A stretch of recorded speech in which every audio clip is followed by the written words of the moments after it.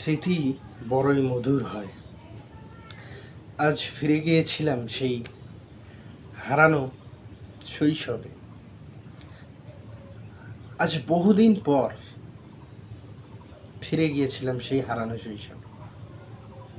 কল্পনা করতে লাগলাম যে আমি সেই ক্লাস ওয়ানে যখন পড়ি, তখন বাবার হাত ধরে বাবা কোলে নিয়ে স্কুলে রেখে আসতেন। কেউ যদি একটা কথা বলতেন বা গায়ে হাত তুলতেন, হ্যাঁ, বাবারা গিয়ে তাকে বকাঝকা করতেন। 1 থেকে ক্লাস 5 পর্যন্ত জীবনটা অনেক সুন্দরই ছিল। পিটি করার সময় একে অপরের পাশে তাকানো, দুষ্টামো করা প্রতিনিয়তই ভালো লাগতো।